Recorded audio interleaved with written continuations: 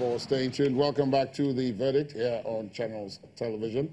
It's nice to still have you with us into the evening as the election day itself winds down. The coverage, of course, not winding down. We're continuing with it. We're keeping up with all the developments right across the country. But, yes. Netta, you had something you wanted to take up with. To think about his times or your days in the police force when you had to cover elections, the kind of briefings you received. What was it like? I mean, the briefings you got that got you going in there to ensure proper election coverage, so much so that the military didn't need to come in. Well, over time, I want to say this, that there had always been a synergy between the police, other security agencies, and oftentimes the military in the past. I mean, when election duties come on, and the reason is not far-fetched. We've had several elections, and I think while I was in the force, as far back as even the 2007 elections and what have you, we've had cause to have training both within the police and also with the military officers, because there's always been a kind of joint operations with the military. And it's not far-fetched other than to ensure that the peace is kept. Even though the police has the responsibility for internal security, by virtue of the terrain that has not been steady in the past, we had had cause to bring in the military. But nevertheless, in several elections in the past, the police had actually, functioned effectively with other security agencies without necessarily the intervention of the military. And to go back to your question, there had always been proper briefing at the state command levels, because, while I was a much younger officer, we always had the Commissioner of Police brief us separately as police officers, and then an enlarged one with even the civil society and ANEC officials. What is that thing that you're told, or as a younger officer, what is it that you're told when you go to the polling unit? What are you supposed to do? Because I ask this question because we have people tweeting and sending messages how things are happening, or a reporter reported that of someone who had another person's permanent voter's card, and when they discovered it, they told him to leave the polling unit.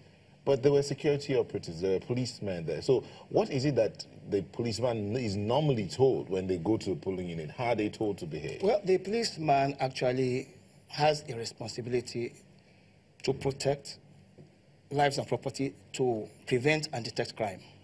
Of course, when there are electoral offenses, the police officer has the responsibility also to apprehend the offenders.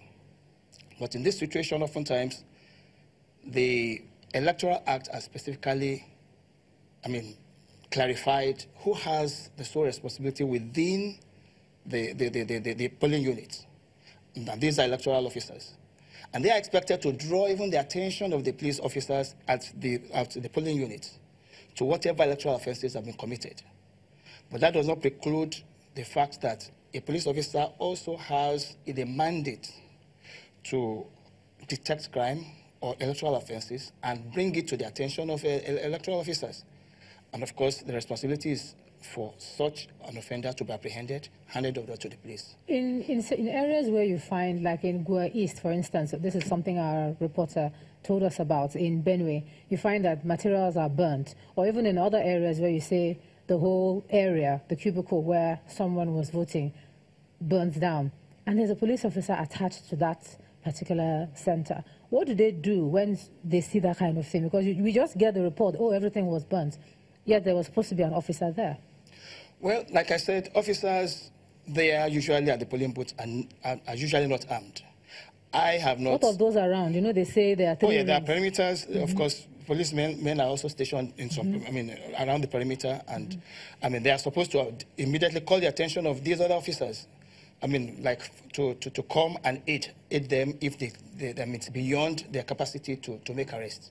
So, but in this circumstance, it will be necessary for one to really have adequate information to be able to really judge, I mean, the initiatives these officers have taken. So, I mean, it might be difficult for me to be able to say that, well, they actually neglected their duties or not. Earlier on, I asked you about the issue of deployments and numbers. You, of course, being a much more senior officer, have seen a wide variety of elections. The political space has become bigger. There are more parties involved. The number of polling units has increased. The number of policemen has not, even by the admission of the police authorities, increased to be commensurate with that. How do you propose they go about that? Because when you talk about deployment, maybe you have, what, 350,000 just around that number of policemen, which is where augmentation comes in.